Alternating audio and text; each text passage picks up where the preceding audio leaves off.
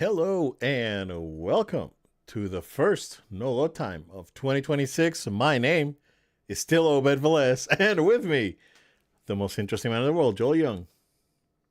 What's up, no load time? First one of 2026. Let's do it, man. Let's Big go. stories today. Yeah. Oh, yeah. It just so happened to be a very a day that will be long remembered.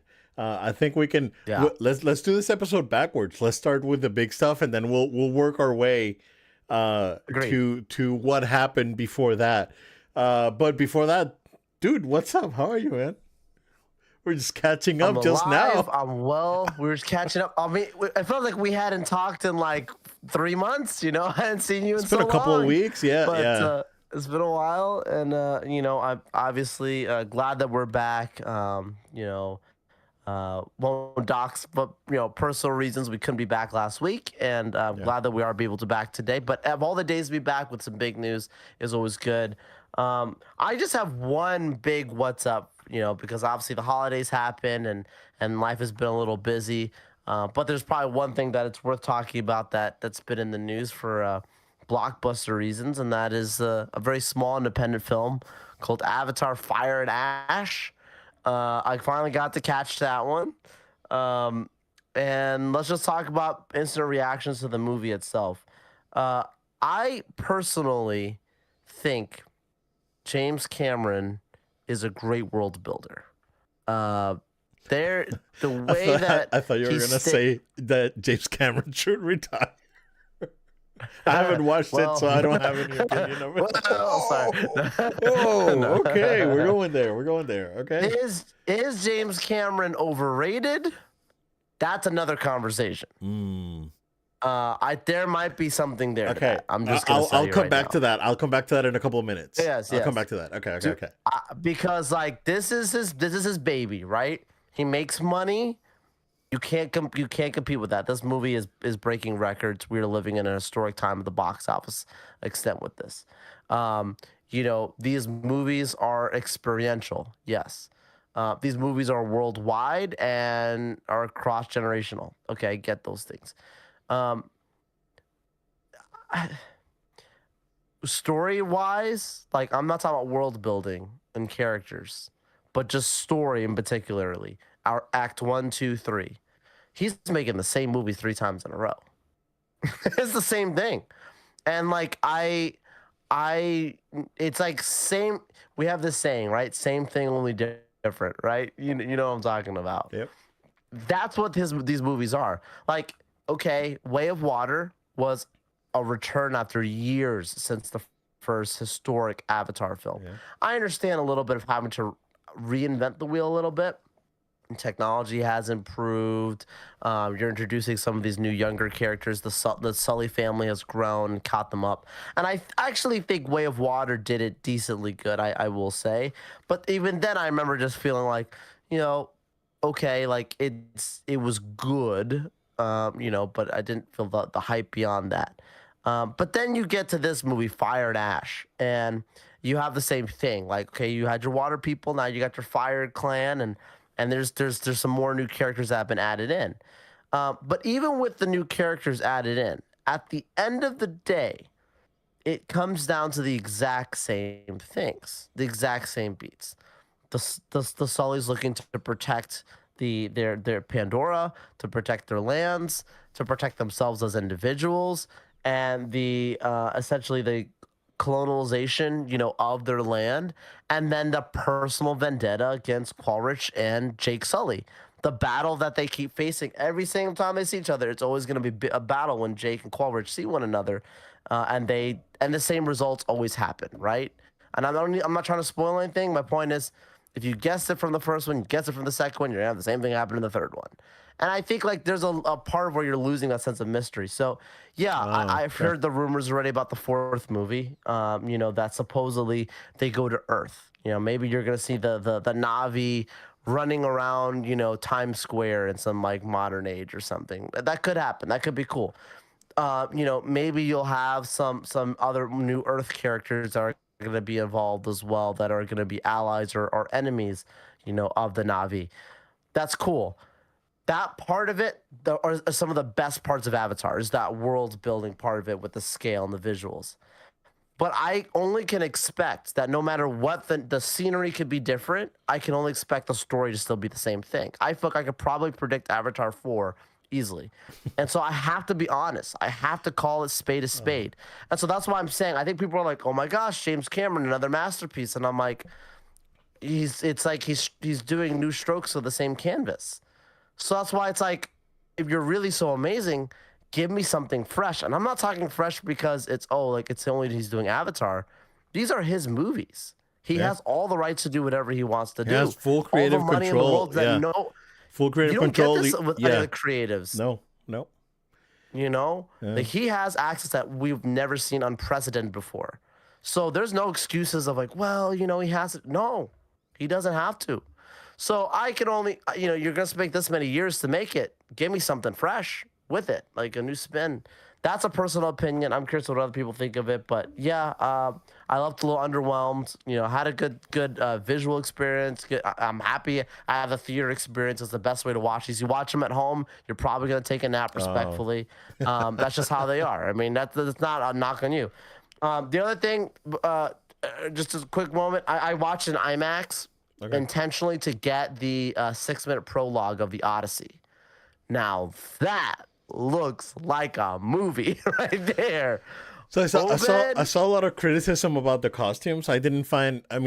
Yeah, they're stylized, but I don't understand it. Let's see. I don't understand the Here's the thing criticism. that a lot of people don't understand. Right? It's like when you do movies that are like more specifically ancient Greece, right? But this goes up to like even medieval England, right?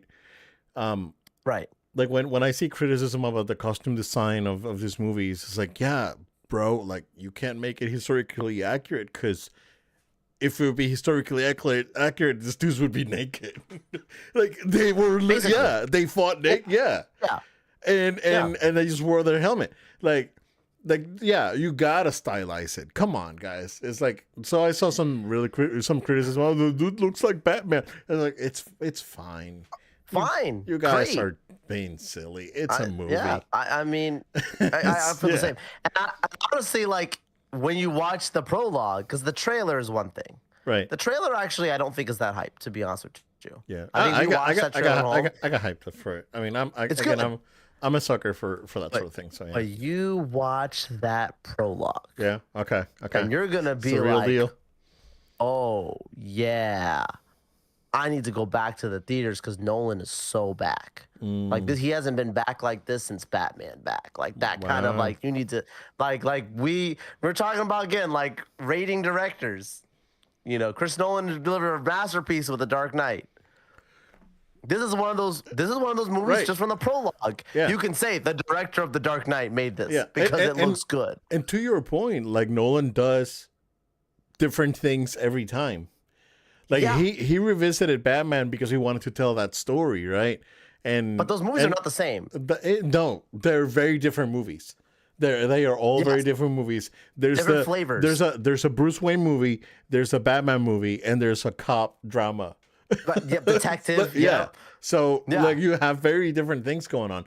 And then after that, and the in betweens like Inception and Interstellar and Tenet, that's the most recent Tenet. one. And Oppenheimer. yeah, Oppenheimer's Oppenheimer. that's a period piece. Yeah. That's not like his usual So- storytelling. Right. And then so yeah, dude, like come on. It's you gotta be able to do things different. Speaking of Correct. trying to do things different, I will come Go for back it. to last week we wanted to record last week. Unfortunately, I had a health scare. I'm fine.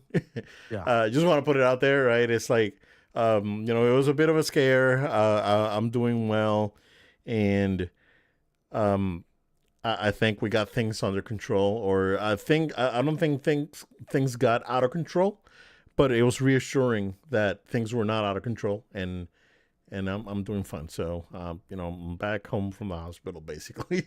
So let's just leave it at that. All right. So yeah, speaking of trying to do things differently, I'm gonna play a puppy here. Hold on.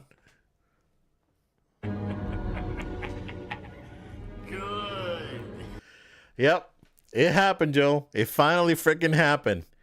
So going back to last week, a reliable source, um, or let's rephrase it this way. Star Wars Theory, front of the show. front of Joel, yeah, front of Joel. There you go, yeah, sign hat. Star Wars Theory and I are buddies now. Yeah. Really good dude. So, he had or he reported on what seemed to be a reliable source that the days were close, right? And Kathleen Kennedy was going to finally depart Lucasfilm. Yesterday we got the bombshell news that Galaxy's Edge, Joe. What did I say a few years ago when I told you I saw it? I saw the original plans for it before the sequel trilogy, and this was all OT stuff. So the Batuu itself is going to be rethemed as an original trilogy area, and then the area where Rise of the Resistance will remain a sequel trilogy area. Which I think it's a smart move, right?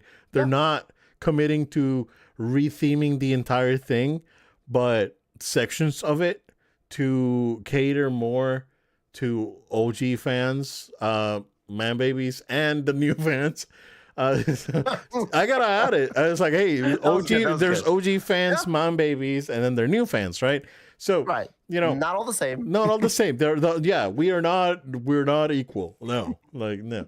So, if there's a one place where equality does not matter, it's Star Wars fandom. There's OG fandom. Fans, there's man babies, and then there's new fans. I could add prequel fans and then new fans, right? Yeah, I think because there as well. Yes, there is a little like in between there too. Right. So I think I was like, okay, this is great. Like retheming it. Okay, so right now it's Disneyland, but I'm sure that Hollywood Studios is going to follow soon on that. So after those changes are made, and then this afternoon, out of nowhere, it dropped like Kathleen Kennedy is leaving. So, excuse my amateurish setting here, but I don't have an article up right now. But tell us what's up, dude.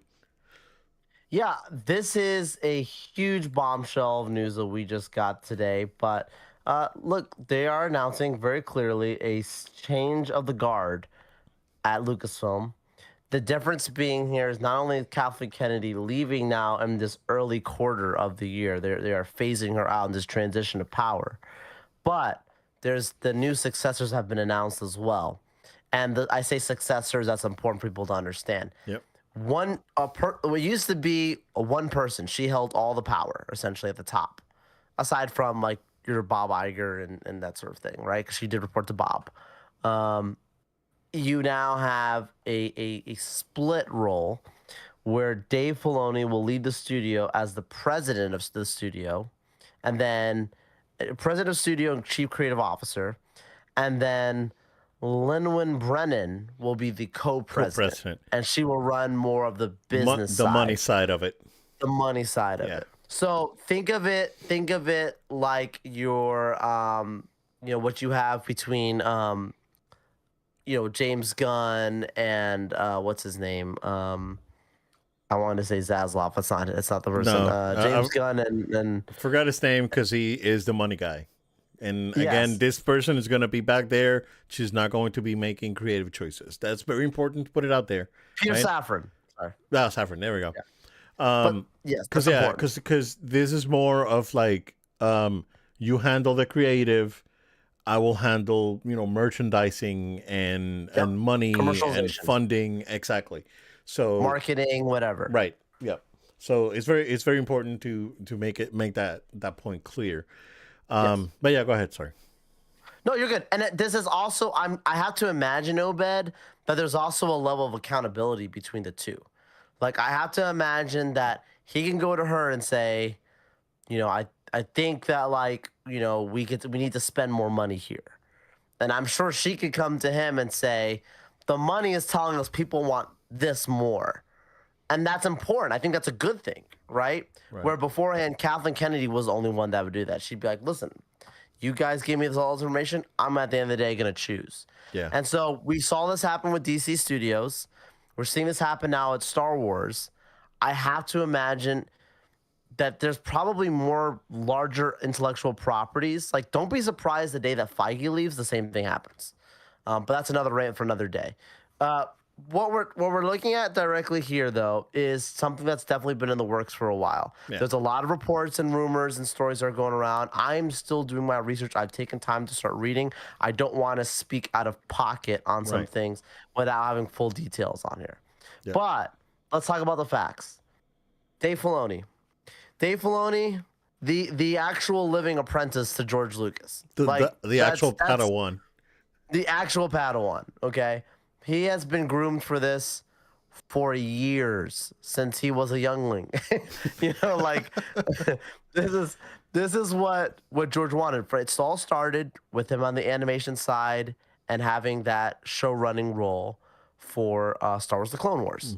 Right? He did Star Wars: The Clone Wars. He did Avatar: The Last Airbender, some episodes, and some other things, but mostly like children's related content, or so we thought. And we understood that as he got more control and as those things grew, and with the blessing of George for Clone Wars, it didn't become a children's show. That was confused to be. That was just a show that happened to be animated. And you watch like even season 7 of the Clone Wars when it came back and that growth. He did obviously Rebels, those things. And for a long time, that was just his niche. Right. And then what started to shift right after we saw Kathleen, through up to 2019, essentially finish out her run of these sequel films, her trilogy. When that started to end, that's when we started hearing rumors of Dave doing more. And they started to test the waters of saying, they're going to have this show, The Mandalorian, come out right after COVID at the time. And he started to be on set more. And then he directed an episode. And that was like, okay, wait, he directed one episode. But it was still Favreau's show. But Dave was very involved with it on like a writing end and did like one episode, right? Yeah. Cool. And then you started to see it shift more. This is all very important. Next thing you know, he's doing an entire show, the Ahsoka show. That show finishes. Next thing you know, he gets promoted to Chief Creative Officer. Creative, it was yeah. kind of a quiet promotion, It was. but Yeah. it was still, but it happened, and we know that was on the records. Yeah. If this is somebody who does not have major film credentials, he does not have major experience putting together, producing, directing, writing major blockbuster live action content. But he is somebody who we have to take a moment and say he's known Star Wars for a while, and they've been grooming him clearly for this by giving him, so he has now like 5-6 years experience compared to what he started, if it was have been like 2019, 2020, Right. when he first got to that creative role. So this is interesting. What do you think about it, Obed? Yeah, I think more importantly than him not necessarily having the experience, because he does have it. I mean, he's been working. We worked with George for a long time and worked under Kathleen for a long time, right? I think that he understands what Star Wars is. He understands the lore. He understands the characters. And I know that as we all did have a gripe with the sequel trilogy, we know that he did too. And that was clear in some of the choices that were made for The Mandalorian, trying to reestablish Luke, and more rumors about that, and reestablishing Anakin as the chosen one in Ahsoka and whatnot. So it's clear that he understands the lore and where the characters, what the OG, where the OG characters should be at in the future versus what J.J. Abrams um the other guy, Ryan something, forgotten his name. He's kind of irrelevant right now. So, yeah, so he understands it, right? And to me, that is more important than experience producing a film.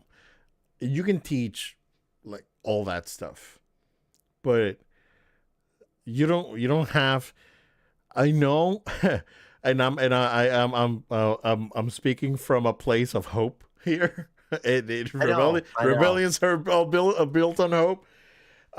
That he projects like the Acolyte will not, or maybe not a project like the Acolyte. I don't think the project itself was egregious. I think that when you disparage the person that made the thing you're working on, I like there's I mean there's no going around it, right? Come on, guys. Yeah. It's like it's tough. It's tough. Like I'm not gonna put an example out there, but you can just there's plenty of them, right? So Auteur's theory and stuff like that. Come on. Yeah.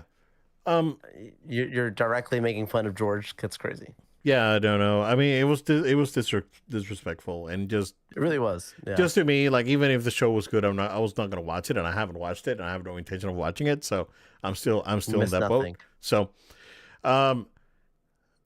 yeah, I'm hopeful. I'm hopeful because Dave understands it, and I'm also hoping that this is a quick turnaround, as with James Gunn, where we've already had a series, a movie, and a movie coming out in a couple of months.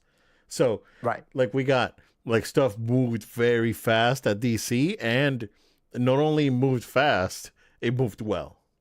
So I am expecting to see the same thing. I think that like after Starfighter, which Starfighter is next year, right? Yeah. I think that after Starfighter, I'm not. You know what? It wouldn't shock me. Like towards the end of the year, they announced it's like, "Yo, we heard you. Here's what's up," and you get a timeline, like a Marvel like timeline for Star Wars. I think. DC did Chapter 1, Gods and Monsters, and they did the whole video going through it. Watch Dave do something like that. Yeah, no, totally. I don't even think it's going to be the end of the year. I think it's going to be like D23. Okay.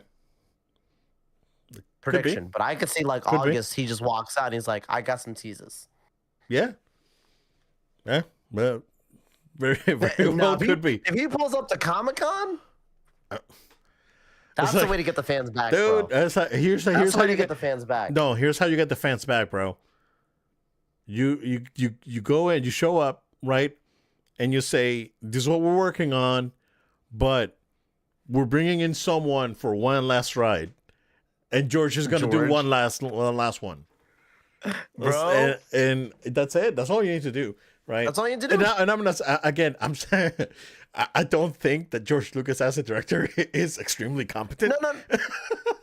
But as a creative and as a storyteller, yes, right? That's what it is. It is, yeah. I mean, he's not afraid to like finagle around with stuff, like we talk about with Cameron. With George. So I love George. George is a freaking character. George is great. Such a goofball. He's great. I love him. So let's talk about Kathleen Kennedy. And I said it before, and I still stand by it. Her contributions to not only the art of cinema, but the technological advancements in cinema and her vision cannot be understated. I've said, like, going back from ET and Jurassic Park and everything that Spielberg did in between. She was involved, right? She was the one that made things happen for Steven Spielberg. We went on the same being that we agree. And We're I not so small minded not to recognize it. no, absolutely, man. Yeah. It just so happened that I think that she did not understand Star Wars, and I Yeah. think that's where the unfortunate part came from. I think she wanted to reinvent the wheel, and some wheels should not be reinvented. And we've seen like some of the criticism that the Rings of Power has gotten, and rightful criticism, right? I mean, to some extent, I agree. No, yeah, I agree. to Yeah. some extent, I agree with a lot of the It's a criticism. good thing. It's a good thing, I think. Yeah. Yes. Yeah, and Star Wars is the same thing, right? Like when you Yeah. think of Star Wars, like you don't think of Star Wars now as like, oh, this new thing that came out, right? Is Star Wars is going to be 50 years old in a year and a half.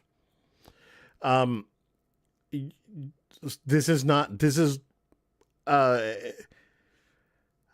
Star Wars is in the to me in the same same as Lord of the Rings and Flash Gordon and Spider-Man and Avenger, like all of these, like all of this classic um properties that have given you these amazing stories throughout the decades. Star Wars is up there, right?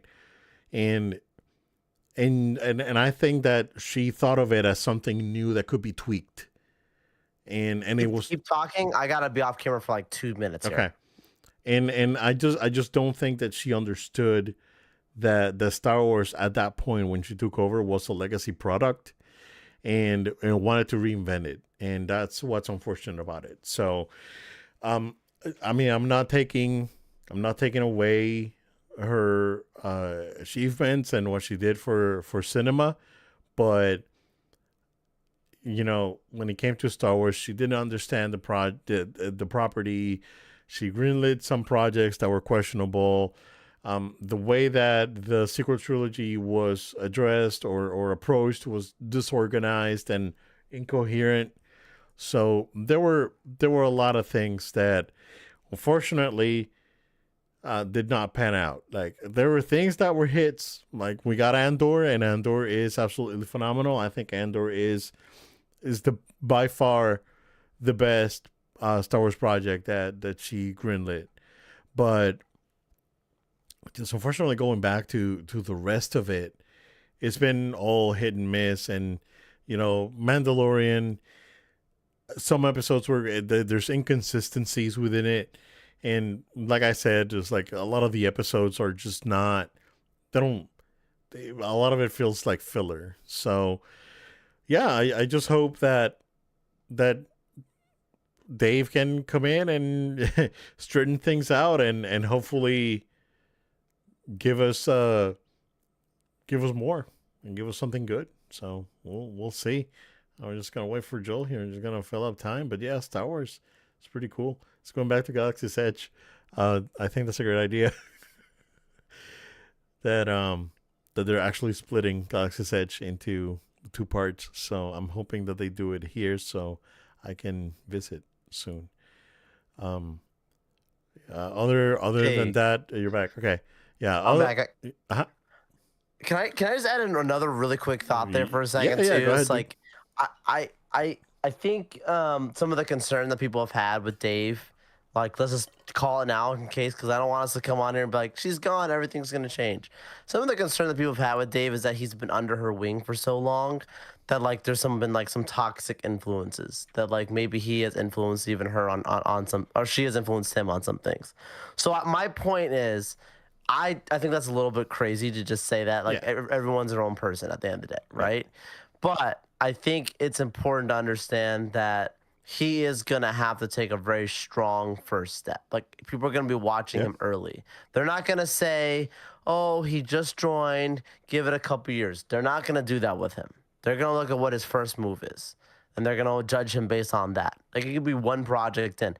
It's important to also understand that there's projects that she had working on that very well are still going to be coming out based on what we understand at the moment, right? Like Mandalorian Grogu was technically under her leadership still, and yes, like Dave was very involved in that, and John did worked on that, and then Starfighter, same thing. Like people could give Starfighter as a win to Dave, but technically, like a lot of that work was under her, right? Okay, like she brought in, but there's other projects that have not yet come out that were looking to be filmed soon and stuff. That if they still come out, yeah, there might be time to change it. There may not be enough time to change some of them, and they might still be. So I think like the judgment on him is going to be very early and seen. We're going to be the ones breaking down for you, like, hey, look at this one, don't look at that one.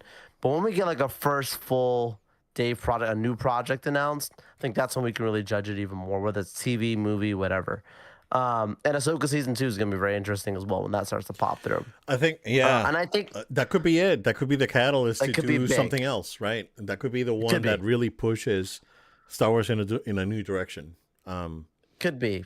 Yeah, and there are people who were working with Dave that Kathleen used, in her own arsenal that, unfortunately didn't do some great things. So for example, like we've talked about Pablo Hidalgo, like Pablo was one of her like writer's room people. Pablo worked very closely with Dave. Dave and Pablo worked on Rebels like constantly. Obviously he worked on books and some other things as well. Pablo might have had his own opinions. I would argue, I don't think Pablo would have spoken about the fans that way if Dave was his boss directly. Because I think Dave would have set the precedent of like respecting the fans and respecting George and these other things. Right. Where I think Kathleen set a precedent of like self-preservation and protecting yourself and pride, where it's like, no, like we're not doing something wrong. You're a toxic fan for thinking otherwise. And so like it was always like attacking the fan instead of saying like they're the ones paying your bills. Maybe you should stop and listen to them. I'm not saying that they're right, but maybe you should listen to them instead of just dismissing them. Yeah. But Brennan, from a business standpoint, she's been with the company since 1999. So she's been with them from the industrial light days, the business side, from prequel era time. Perfect. She got moved up to general manager role pretty quickly with the company. So she's been there way before the Kathleen times. Yep. And I really do hope that people don't start going like if something goes wrong, they start blaming her and say Dave is great, but she's the problem. Like, don't come up with theories. No, she's not creative. We need to understand. She's the money person. Yes. Yeah. Yes. Like, well, if you get a sucky toy line, you can play right here and blame her for that. Probably can. Yeah. Yes. Yeah, because that's her thing. Like, that's going to be her thing. Yeah. But, I mean, I'm happy that we're not going to get any more Kathleen Kennedy's Gone clickbait videos. I know. After almost 7 years that she's been leaving. She's been gone. She's been gone for 7 years. Yeah, she's been gone. Yeah, she hasn't had access to her email in 7 years. My sources are telling me. Oh, dude, I totally forgot about him. Oh, like, wouldn't even show your face, you coward. Bro, I forgot about that dude. It's been years, man. Where'd he go? That's how, right? That's how. I got an email telling me. Bro, that's how clean my YouTube algorithm is from all these toxic channels that I don't even get that. I don't care. I don't care about it. Yeah, I agree. I think the one that pops up in my funny stories. Yeah. That the old days. Doom.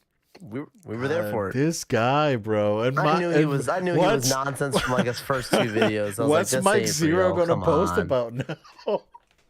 He can't be so. He'll probably just start churning. Oh my gosh! Yeah, you know what? Let's watch. Oh, this is gonna be interesting. Watch. This is gonna be interesting. He's gonna keep talking about the Kathleen. No, because my algorithm. He's still gonna talk about it. My algorithm's gonna get messed up, dude. It's all Zen and video games right now. That's all I need. That's actually pretty good. That's all I need. That's all you need in life. I'm with you. I like it. That's all I need. That's what we're gonna know little time to do. Yeah, no time. Let's go. Yeah. Man. But yeah, I mean, yeah, I am. I will be watching his career with much interest. There's the reference. And we'll see how that goes. All right, man. Let's talk about Avengers and like the 48 trailers that they've released. So we are at what, four, right? We're at four Yeah, 4 of trailers. them. Okay. Teasers. Yep. Yeah, teasers, I should say. Yeah. The Steve Rogers one, that one got leaked before it showed up. Obvious. You know, it is what it is. His Steve is back with a baby, right? And then the second one is the Thor one, which I think is very good. Like they're making it clear that Thor is not Love and Thunder Thor, it's Thor, right?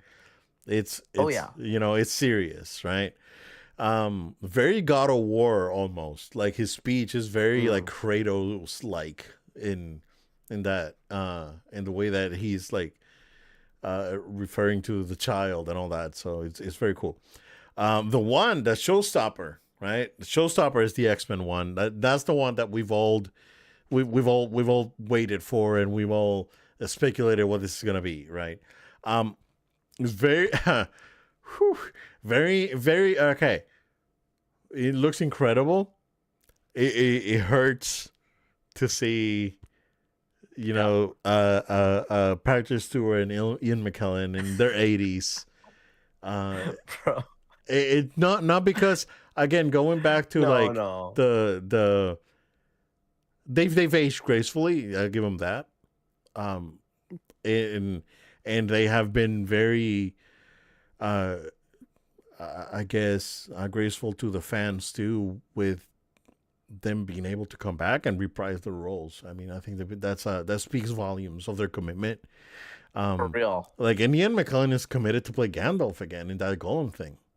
He says like I don't want anyone to play it. He wants to keep doing it. Like that dude. You know, hats off to both of them. They're OGs and they're very good. But it doesn't hurt on the the Darth Vader tired voice. It's more like, oh, they're old. It's kind of like endearing. That's the word. It's not as like, oh, they look like crap because they're old.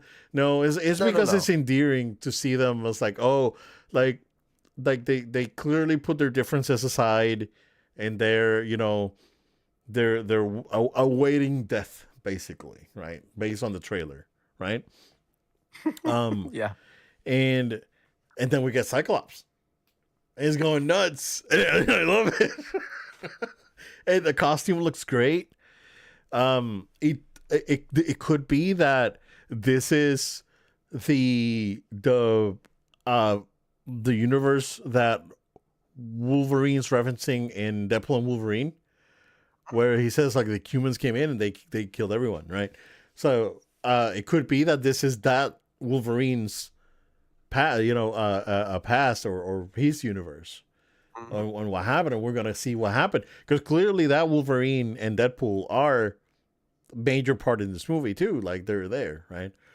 So, man, seeing Cyclops going crazy, and from what we heard, like Cyclops is supposed to be having a major role on the movie as well. So, and then the one that we got 2 days ago, yesterday I think, or the day before yesterday, it was the Wakanda one. But not only Wakanda I am Fantastic Four. So, and the Atlanteans. Yeah. So everyone's back. This is the Smash Bros of movies, guys. I'm telling you, the Smash Bros Ultimate of movies. It's like, this guy's, I don't know, we don't know how long we have. Let's go ahead and do it. Which again is the right approach. We were just talking about Star Wars. Why didn't we get Han, Luke, and Leia in the Falcon? It's like, let's go again to the stars and do the thing. Let's do the Star Wars. and bro, missed opportunity. That's why you gotta take these opportunities, right? It's like, if the opportunity. Now Carrie Fisher, rest in peace. Like, yeah, missed opportunity. I mean, if you that's yeah. That's why you don't miss. That's why, yeah. That's why you don't miss these opportunities. If these opportunities are given to you, you do not miss them. And clearly, the Russo brothers are not taking any chances. They're just like, who else? Okay, yeah, let's go. hey, remember this guy that was in this movie? That was this character? Yeah, okay, yeah, you want in? All right, cool, let's go. So, yeah, I'm excited, dude. I'm really excited for this movie. Really, really, really excited. Same. So I'm super pumped. But what do you think, dude? Yeah, same. I am super pumped for this movie. I think similar to you, like the first two, all the trailers are good trailers, teaser trailers. They're all not bad ones at all. Obviously, the X-Men one is the most hyped one. We have not seen this iteration of them in the MCU ever. So this is different. We've seen the Wakandans before, a couple movies, and the Atlanteans. We saw the Fantastic Four movies. Like that's the first time we saw the Thing. Seeing Thor with his daughter, we've seen that before. Like the Steve Rogers returning. That felt like that would have been a really great moment if it wasn't leaked before. Because if you were just like first time, like it just randomly dropped on the internet trailer, it's like, wait, because we for the longest time was like he's not in this movie. There was that one rumor of like, hey, he's gonna come back as a nomad, and they're gonna do this whole thing, or he's gonna be Captain Hydra. There was a bunch of rumors that he'd be back and this, whatever. Yeah. That were going around, but he kept saying, "I'm not in it," and there was never any leaks of him being on set or anything to that nature. So I thought to myself, if we get fortunate that he's in the movie, it's gonna be a very short cameo. But that starting off as your first teaser and saying, Steve Rogers will return in Avengers Doomsday. He is not a little cameo. That's like a chair announcement. He is a Right. core character in this movie. Which, similar to what we talked about Dave Filoni with Star Wars, where like Dave always puts Ahsoka and everything because that's his baby. Like it's the same thing with the Russo brothers. Their first project ever for Marvel was working on Captain America, the Winter Soldier. Like Captain America, Bucky, those are their people. They're gonna put them and use them a lot. Don't be surprised because that's like they work together so well. Yeah. They just has to happen. And then the same thing with Downey. Like Downey's in the same boat, right? Like at the moment they got their second film, Civil War, they call Downey, get Downey in, and then he's now in all their other ones now, Doomsday and these other ones. It makes sense. The like you said, the Thor one, I thought was a good show of a tone shift that was important. Yeah. Him being a protector and him also almost making it sound like his whole speech is like, I will go to Valhalla, like I will go to the end for whatever this is. Like he is also facing death, which ties directly into the next trailer, which I think I 100% agree with The you. I don't need to Afterlife, repeat what you said. I think it's the connections to I think Deadpool and Wolverine is the direct connection to this X-Men. This is clearly like the costume that Wolverine wears in Deadpool and Wolverine is the OG yellow and black with the the top blue, Wolverine, kind of ears looking like on his mask and everything, right? It looked really cool for that movie.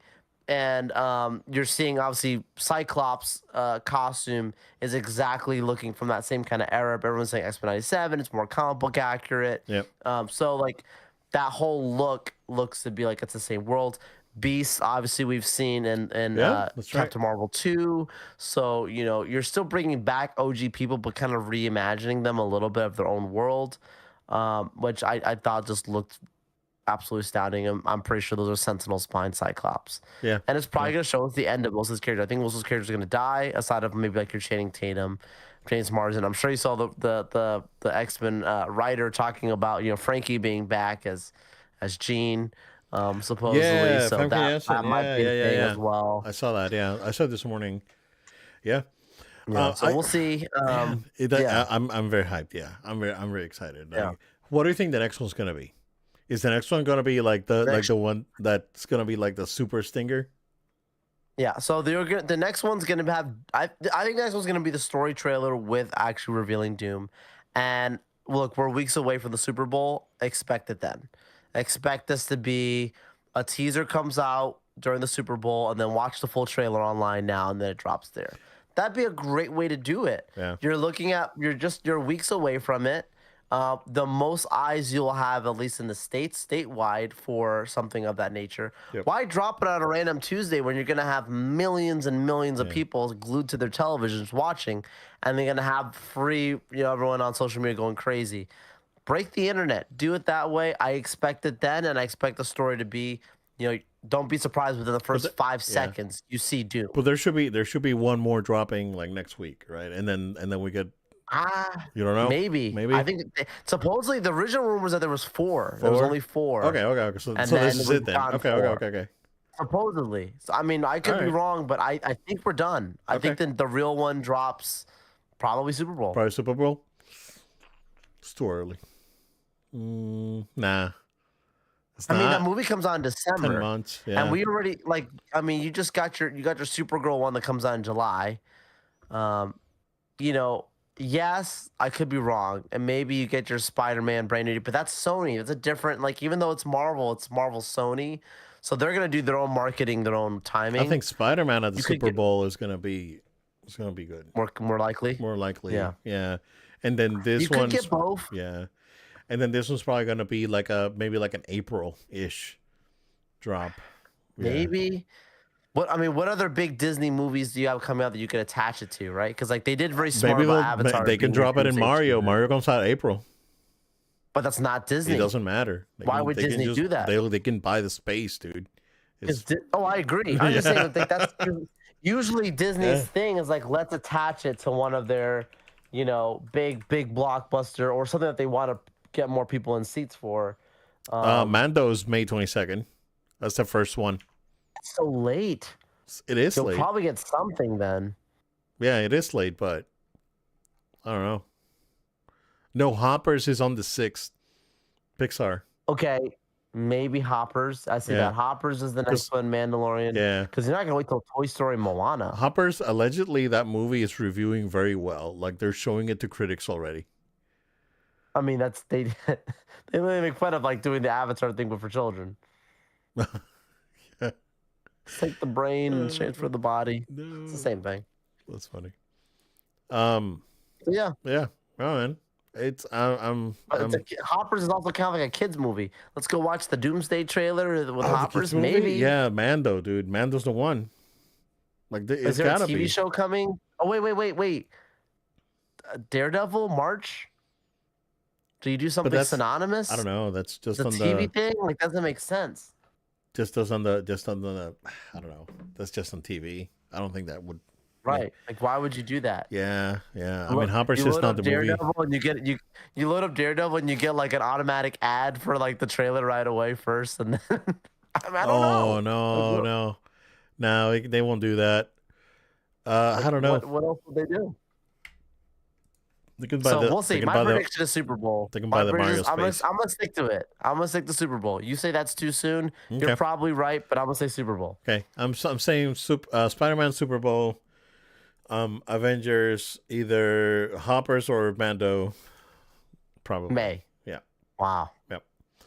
So I mean, that would be a smart move to do kind of like the Star Wars route where you got your first real trailer, like, what was it, like 4 or 5 months before with The Force Awakens. Like, you didn't get a real trailer until like a few months before the movie actually came out. right, yeah. Because I think like Avengers is still filming, dude. Like filming's not done. Reshoots. They're doing Yeah, they're reshoots. doing Yeah. reshoots. Yeah. Yeah. So like that thing is still happening. So I think maybe it just may be too early.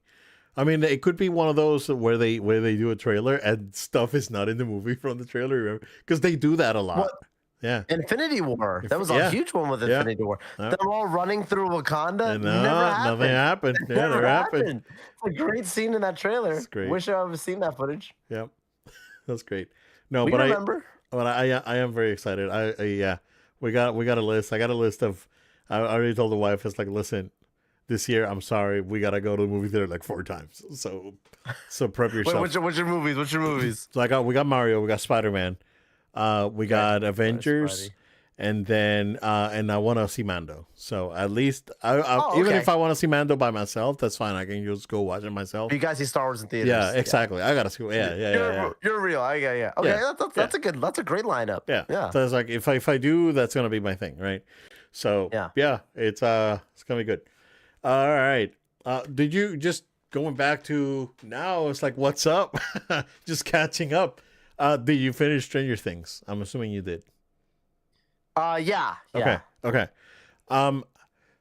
Contrary to a lot of Stranger Things fans, I liked the ending. I think it was fine.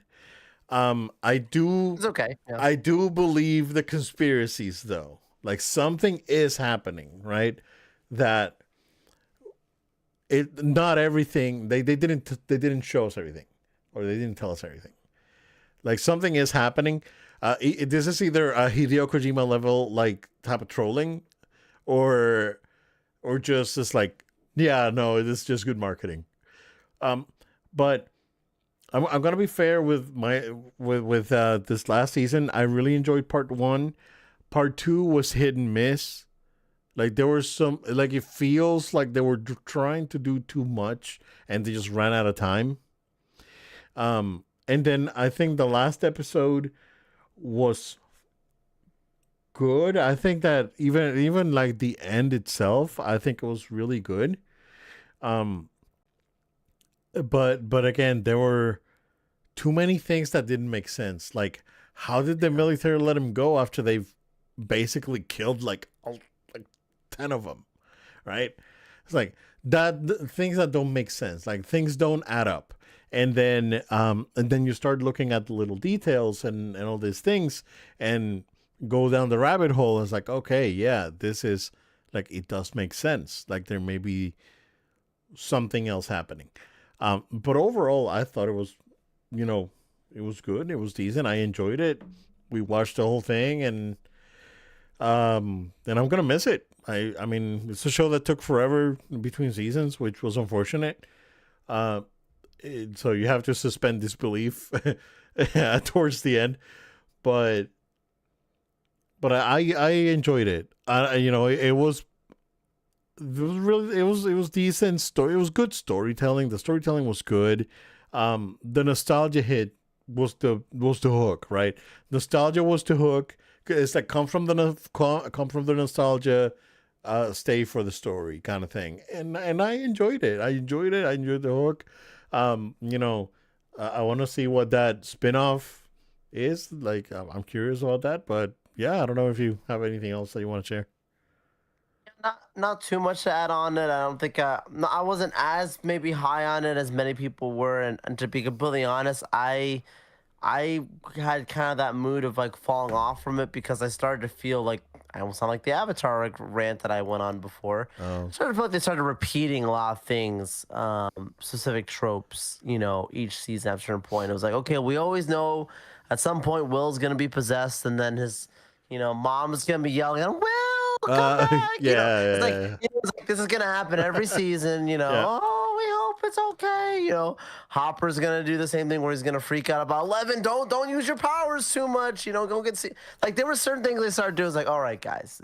Season Right. 1, season 2, season 3. Yeah. Okay, now we're and I think That that's sort like of some of thing. the stuff that I started to have with the show. Yeah. But it's like I liked it because like there's the originality, like you said. They really committed to this original bit and made characters people really liked, and they took these kids that people had no idea what they were going to be watching, and next they're just in love with these characters, and they are going to be like characters that are going to be in the fandom community for a very long time, so we Yeah. have to respect that. Yeah. What's been accomplished there is a big deal.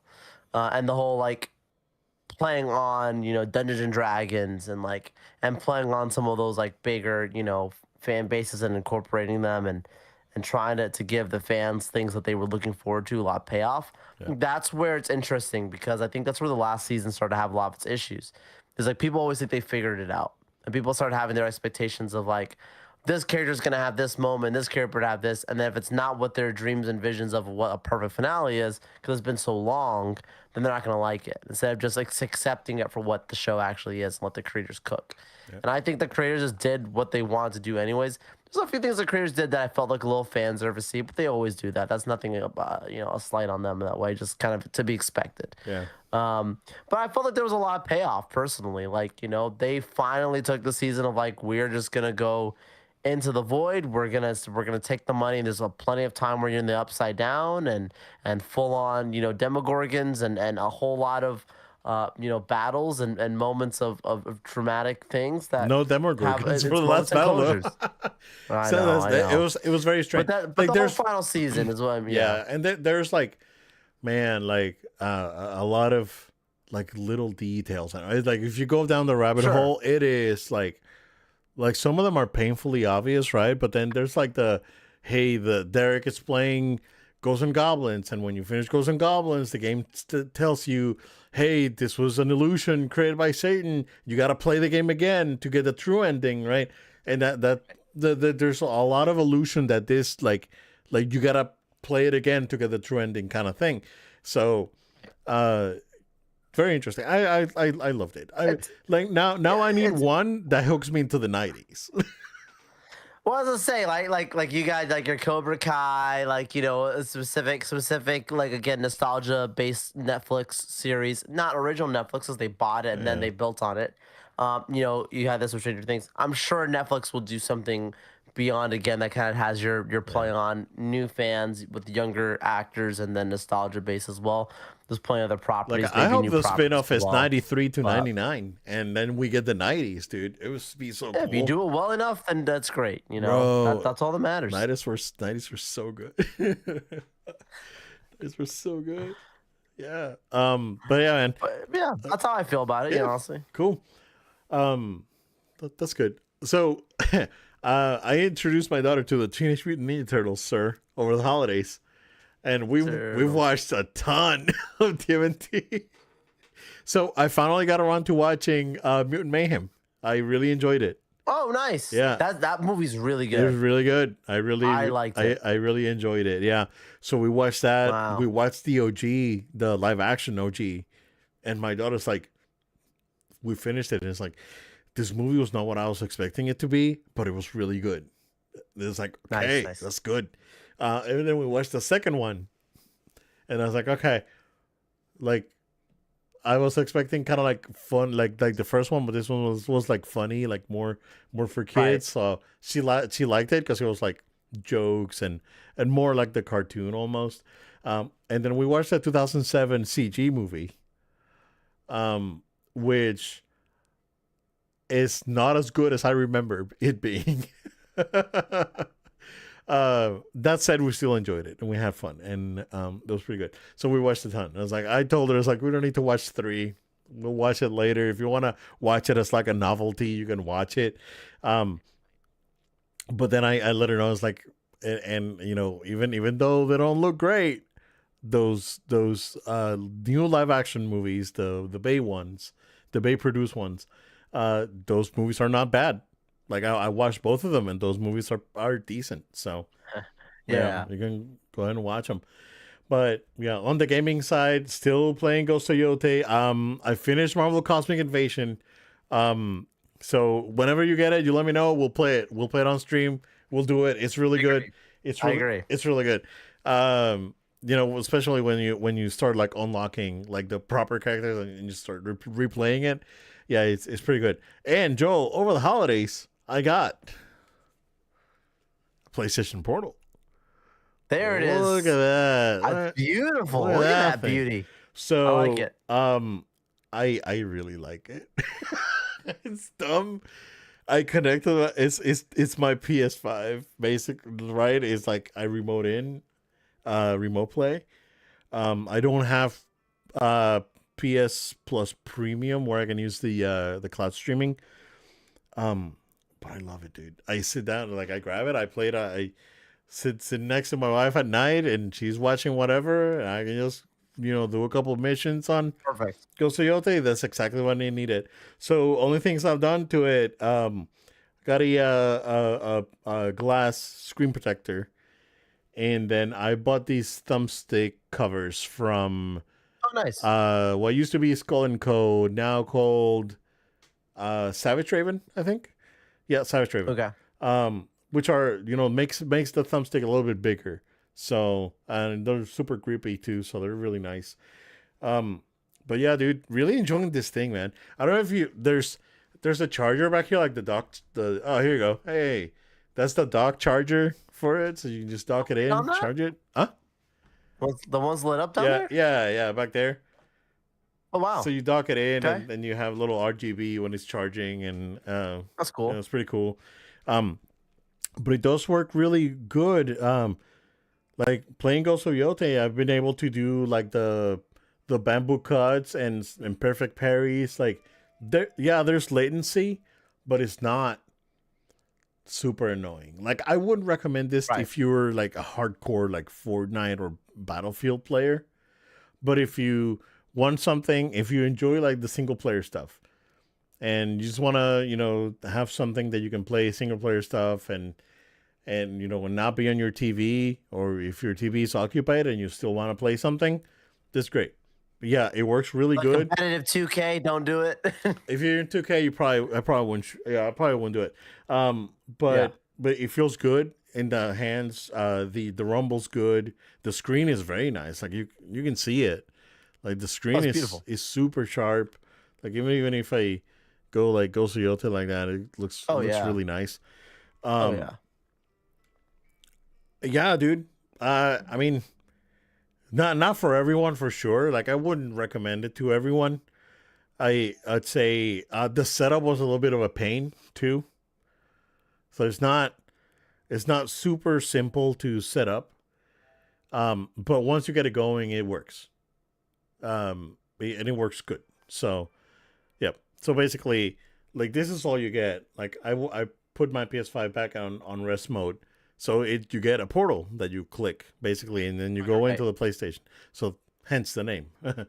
um, but yeah, I'm enjoying it. So pretty interesting device, I'd say. Not for everyone. But again, if you enjoy like single player, not super twitchy games, and you want to play from like your bed, or your TV's occupied, or you Yeah. want to play something, sure, grab it. It's worth it. Better than remote play over an iPad in a dual sense. Like you have it just Yeah, like easy to because go. I did try it. I did try that. That works really well too. Like with my Yeah. iPad and pairing a dual sense. But then you get into like, oh, I need to stand this thing somehow in the couch. Yep. That's like How are versus you gonna? just being Yeah. able to just hold this, right? So, Easy. because I was debating into either getting that or a backbone. Um, Yeah. and the new backbone is like 120, and this was on sale over the holidays. So Oh yeah. yeah, Yeah, I you're was getting like, for the yeah. difference, it wasn't worth it. So yeah, I like it. Um, Sarah, that's what we got. We Good to got be a good good to be show. back though. Good to be Yeah. back. Like I missed this. So yeah, I if know. again we're back to our regular rhythm, so hopefully we can come back to you guys every Thursday. And Well, next week we'll have to do another different day. next week we'll probably have to do a different way. Yeah. Either Wednesday, Work Friday. related. Yeah. Yep. We'll work around that. Um, but then we'll try to keep our rhythm, and then again we'll Yeah. do podcasts, and then we'll do streams. Like every for every 2 podcasts you'll get a stream or something like that. It's just Yeah. to keep Yeah. it fresh. So Right. but Joel, since everyone is here, I just want to go ahead and plug in my book again, another time. The Moments in Video Games that shape who I am. Grab it on Amazon. Go ahead and do it. Over the holidays, I had the opportunity to actually see a hardcover version of it, which I hadn't seen, and it looks really nice. So if you want a nice looking book that you can just put on your shelf, yeah, check it out. Go ahead and check it out And read it. And read it. and read it. It's a good read. Yeah, again, it's positive. It's positive. I try, fuel yourself with positivity. There's a lot of negative going right. around, so might as well Yeah. just try and make gaming positive, and maybe something in your life a little bit more positive as well. But Joel, in the meantime, go ahead and plug us in, sir. Yeah.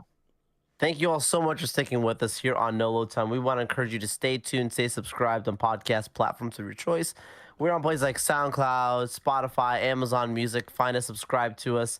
Even if you don't usually listen to podcasts, just go ahead and subscribe to it anyway. So when you do go ahead and go on those platforms, you'll get us and you'll have the latest episodes.